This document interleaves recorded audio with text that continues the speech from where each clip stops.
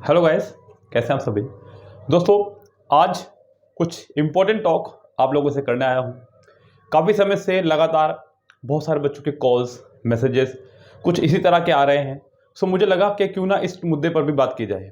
बच्चों, मैं देख रहा हूं कि काफ़ी समय से बच्चे एक मुद्दे को लेकर के मतलब एक बात को लेकर काफ़ी विचलित हैं, परेशान हैं। बहुत सारे बच्चों के मेरे पास मैसेज आते हैं, सर मैंने किरण बुक को खुद से 3 से 4 बार कर लिया है, या मैंने एमबी बुक को खुद से 3 से 4 बार कर लिया है, या मैंने कंप्लीट ग्रामर और कई बार मॉक भी दे लिए हैं, लेकिन मेरा स्कोर इंक्रीज नहीं हो रहा है। ये सब करने के बाद भी स्कोर इंक्रीज नहीं हो रहा है। सो कहाँ कमी मेरी जा रही है? स्कोर इंक्रीज से मतलब बच्चों एक सेटिस्फेक्शन स्कोर तो आ रहा है, लेकिन सिलेक्शन स्कोर नहीं आ रहा है। बच्चों, सिलेक्शन स्कोर लेने के लिए उनको क्या करना है और कितना पढ़ना है, इस बारे में हम लोग आज बात करने आए हैं।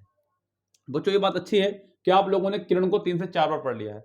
बच्चे ध्यान दीजिएगा, किरण को 3 से 4 बार, 5 बार, 10 बार, जितनी मर्जी बार पढ़ लें आप, कहाँ लाभ नहीं मिल रहा है और क्यों लाभ नहीं मिल रहा है, इस बारे में मैं आज आपसे बात करने आया हूं। दोस्तों, आप लोग अगर चैनल पर नए हैं तो फटाफट से चैनल को सब्सक्राइब करके बेल आइकन प्रेस कर लीजिएगा, जिससे कि ये आप इन्फॉर्मेशन आपके लिए लाभकारी सिद्ध हो सके। जो गलतियां और बच्चों ने की हैं वो गलतियां आप मत दोहराना, अपना सिलेक्शन मत खोना। इस साल ये आपका लास्ट एग्जाम होना है, ये ध्यान रखना। इसके बाद आपको एग्जाम नहीं देना है, ध्यान रखना। ये आपका लास्ट एग्जाम है बस। इसके बाद आपको एग्जाम नहीं देना है। जिनको 3 से 4 साल हो गए उनके लिए मैं बात कह रहा हूं। बच्चों, कब तक एग्जाम देंगे आप? क्या तैयारी करते रहेंगे? क्या आप इस तरह से ही लुटते रहेंगे? क्या इस तरह से ही फीस भरते रहेंगे आप ऑनलाइन ऑफलाइन? तो दोस्तों, एक मन बनाइए कि ये मेरा एग्जाम आखिरी एग्जाम होगा। जो बेचारे इतनी मेहनत करके यहाँ तक पहुंच चुके हैं, मुझे बड़ी निराशा मिलती है उन बच्चों से बात करके जब वो बोलते हैं कि सर मैं 3 से 4 बार किरण कर चुका हूँ, एमबी कर चुका हूँ, ग्रामर कर चुका हूँ, स्कोर टस से मस नहीं हो रहा है। वही 130 135 आउट ऑफ 200 मेरा स्कोर आ रहा है। दोस्तों देखिए, एक बहुत बड़ी गलती जो आप लोग करते हैं बच्चों, जो सच्चाई की बात है, देखिए मैं आपसे हमेशा बोलता हूं, ये बात सत्य है कि हमारे यहाँ पे उत्तर प्रदेश में कह लूँ, मैं अपने सहारनपुर में, या फिर पूरे इंडिया में कह लूँ, ये जो इंपॉर्टेंट बुक्स हैं आपकी किरण और एमबी, इनको कोई ढंग से पढ़ाने वाला ही नहीं है।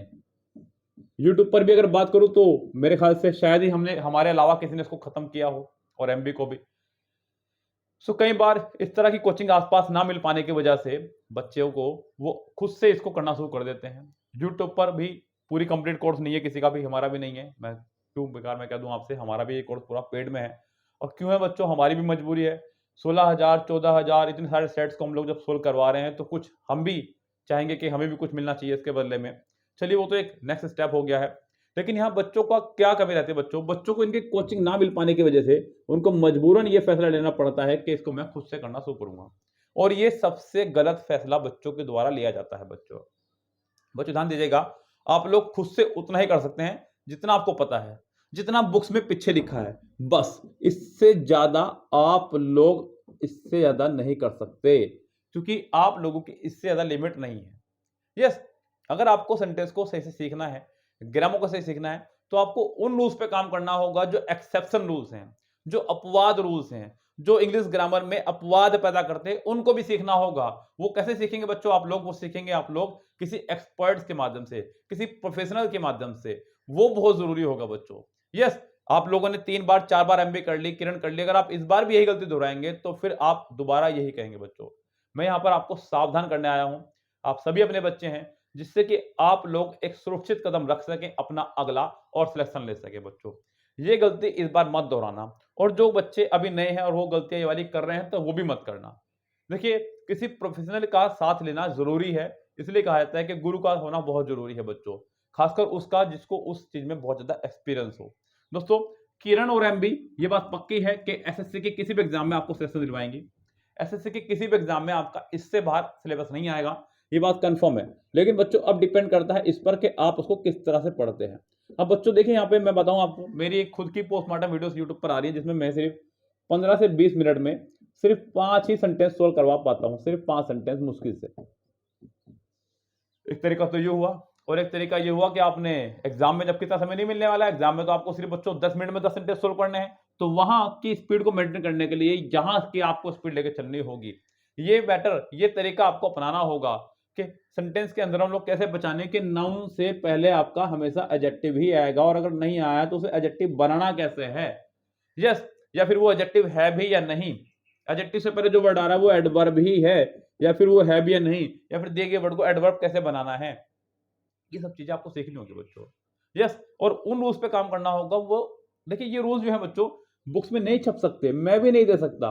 कोई मुझसे कहने लगे सर आप हर चैप्टर के वो रूल्स दे दीजिए जो एक्सेप्शनल है, मतलब जो किताबों में नहीं छपे हैं, मैं भी नहीं दे सकता बच्चों। ये तो सेंटेंस जब हम लोग पढ़ते हैं या पढ़ाते हैं तभी हमारे दिल से निकलते हैं, तभी ये बातें सामने आती है।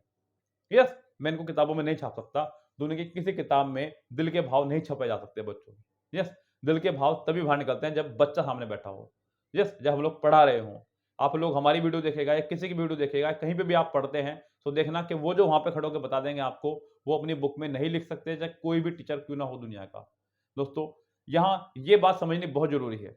सो ये बात के लिए मैं आपको बिल्कुल क्लियर करने आया हूँ बच्चों। आप लोग किरण और एमबीए अगर कर रहे हैं, तो ज़रूरी है कि किसी गुरु का आप साथ लें, किसी यूट्यूब चैनल से, किसी ऑफलाइन चैनल से, हमारे चैनल से पढ़ सकते हैं। बच्चों, पढ़ाई पर किया जाने वाला खर्चा, खर्चा नहीं है, एक इन्वेस्टमेंट है। यस, कोई बड़ी बात नहीं है, ये एक इन्वेस्टमेंट होती है जो हम लोग पढ़ाई पर खर्चा करते हैं। उसका आपको आगे जाके लाभ मिलता है। अब उससे तो अच्छा है ना बच्चों कि आपने 3 साल अपने खराब कर दिए हैं ज़िंदगी के और अब आप अब जाकर निर्णय ले रहे हैं। अगर ये निर्णय आप लोग पहले ले लेते, तो वो 3 साल आपके खराब ना हुए होते। अब तक आप 10वीं एग्ज़ाम क्लियर कर चुके होते। फिर आपके पास चॉइसेस होती। अब आपके पास चॉइसेस नहीं है, अब आपके पास मजबूरी है बच्चों, कि मेरा ये एग्ज़ाम बस क्लियर हो जाए, बस मेरी जॉब लग जाए, मैं शांति से बैठ जाऊँ। अब आपके पास मजबूरी है, आपके पास चॉइस ही नहीं है कि मैं सीजीएल करूँ या फिर मैं सीपीओ में जाऊँ या फिर मैं सीएचएसएल में जाऊँ या फिर मैं एमटीएस में जाऊँ या स्टेनो में जाऊँ। आपके पास मजबूरी आके खड़ी हो चुकी है। अब बस मेरे पास लास्ट साल है, अगर एग्ज़ाम क्रैक हो गया तो हो गया, वरना तो कुछ और देखेंगे। ये गलतियाँ वो नए बच्चे मत दोहराएँ जो अभी-अभी कॉम्पिटिशन में आए हैं, और जो पुराने बच्चे हमारे हैं, वो कम से कम इस गलती को करना बंद करें अब। दोस्तों, ये एक सलाह है, ये एक एडवाइस वीडियो है। यहाँ मैं आपको सिर्फ ये समझाने आया था क्योंकि लगातार ऐसे बहुत सारे बच्चों के मैसेजेस या फ़ोन आए पिछले दिनों, तब मैंने इस चीज़ को एनालाइज़ किया कि मतलब ऐसे बहुत सारे बच्चे हैं जो ये गलतियाँ दोहरा रहे हैं। क्यों? क्योंकि बच्चों को लगता है कि शायद इस तरह से करने से मैं जल्दी सीख सकता हूँ। देखिए क्या होता है बच्चों, जब आप किसी बुक को 2 से 3 बार पढ़ना चाह रहे हैं या कर रहे हैं लगातार, तो क्या होता है कि समय के साथ-साथ आपको सेंटेंस तक रटते तो नहीं है, लेकिन ये पता चल जाता है कि 143 पर जो क्वेश्चन आ रहा है, उसके बी पार्ट में एरर है, उसमें वॉज़ की जगह वर आएगा। आपने ये चीज़ें रट ली हैं, तो आपको लगता है अरे! मेरे को तो बहुत जैसा ग्रामर आ गई है, ये चीज़ें तो मुझे याद हो गई हैं। वो याद नहीं हुई बच्चों, वो रट्टा लग गई हैं आपको। याद तब होंगे जब उन्हीं में से आप किसी से कहें कि इनमें से 20 सेंटेंस रैंडमली निकाल लो बाहर और मेरा टेस्ट लीजिए। फिर आप बताना कि आपका कितना स्कोर आया है बच्चों। ये चीज़ अपनाइए आप लोग। आपके आस-पास अगर आप लोग ऐसा गलती कर रहे हैं, तो आप लोग क्या कीजिएगा बच्चों, शुरू के 100 सेंटेंस में से या शुरू के 100 में से नहीं, कम से कम शुरू के 500 सेंटेंसेस में से किसी थर्ड पर्सन को कहिएगा कि कोई भी 10 सेंटेंस या फिर 20 सेंटेंस आपके लिए खोजे और वो आपको दे, और फिर आप अपना स्कोर चेक करना कि क्या वो सेंटेंस आपको अभी तक याद है। या फिर किरण बुक से नहीं, आपने किरण पूरी कर लिया, किसी भी यूट्यूब चैनल से या फिर किसी भी गूगल चैनल से आप जो जाइएगा और 20 सेंटेंस निकालेगा, फिर उनको सोल्व करके देखिएगा क्या आपको वो रूल्स याद हुए या नहीं। तो आप पाएंगे कि वो चीजें आपके याद नहीं हो पाई हैं। वो सेंटेंस तो आपको याद हो गए हैं, वो जो बुक के अंदर हैं, लेकिन वो रूल्स आपको याद नहीं हुए हैं बच्चों। वो रूल्स याद करना काम था आपका, सेंटेंस याद नहीं करने थे। यही बस गलती आप लोग कर रहे हैं। आप लोग सेंटेंस याद कर रहे हैं, आप लोग रूल्स याद नहीं कर रहे हैं। उन एक्सेप्शनल रूल पर वर्क नहीं कर रहे हैं बच्चों। चीजें एग्जाम में नहीं आ रही हैं, ग्रामर में नए रूल्स आ रहे हैं, वो आप तक कैसे पहुंचेगी बच्चों? आप तो स्टूडेंट है ना, आपकी एक लिमिट है। आपने जहां तक पढ़ा है उससे आगे बढ़ाने के लिए या तो आप टीचर जितनी मेहनत कीजिए, हमारी जितनी अपनी जिंदगी के 10 से 12 साल दीजिए, या फिर अगर आपको इन्हीं 2-4 साल में कुछ लेना है तो फिर उनसे लीजिए जिनके पास 10 से 12 साल दे चुके हैं। ओके दोस्तों, सो ज़रूरी है कि आप लोग उन चीज़ों पर वर्क करें जो चीज़ें ज़रूरी है एग्ज़ाम के लिए। आपको अंग्रेजी का मास्टर नहीं बनना है, ये बात मैं बार-बार बोलता हूँ बच्चों। आपको सिर्फ़ और सिर्फ़ एग्ज़ाम क्रैक करना है बस। एग्ज़ाम क्रैक करना है तो एग्ज़ाम क्रैक जितना तो पढ़ना पड़ेगा। ओके दोस्तों, सो यहाँ मैं आपको बता दूँ कि किरण को आप आज इस तरह से करने की कोशिश कीजिएगा, एमबी को भी आज आप इस तरह से करने की कोशिश कीजिएगा। अगर आप लोगों ने 3 से 4 बार कर ली है, तो कोई भी रैंडमली सेट अपना निकालिएगा, उसको शुरू करने की कोशिश कीजिएगा और अपना स्कोर कार्ड हमें सेंड कीजिएगा। ओके दोस्तों, हमारा व्हाट्सएप नंबर इसी वीडियो के डिस्क्रिप्शन बॉक्स में आपको मिल जाएगा, और कोई शिकायत हो, कोई कंप्लेंट हो, तो आप हमें पूछ सकते हैं। कोई डाउट हो आपका किसी चीज़ के बारे में, तो हमें पूछ सकते हैं। हम लोग डेफ़िनेटली उसके ऊपर वीडियो लेकर के आएँगे, और अगर डाउट वहीं क्लियर करने लायक हुआ, तो हम लोग उसको वहीं क्लियर करेंगे। ओके दोस्तों, सो उम्मीद करता हूँ कि आपको मेरी ये बात समझ में आ गई होगी कि तैयारी किस तरह से करनी है और सही दिशा क्या है तैयारी करने की। फिलहाल चलते हैं दोस्तों, लेते हैं आपसे विदा, और ये मेथड फ़ॉलो कीजिएगा अपना, जिससे कि आप लोग चीज़ों को सीख सकें। Bye bye.